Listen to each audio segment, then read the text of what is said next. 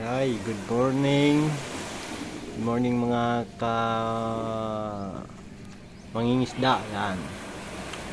Grabe ang init ngayon. Super. Talaga yung init. Walang ulap-ulap. Yan po yan sa lugar ng Ticao Island dito sa San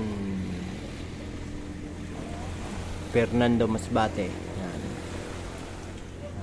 Please follow and subscribe for channel. Yan.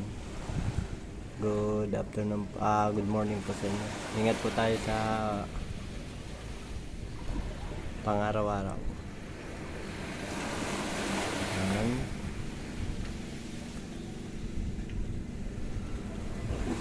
Grabe, ang init.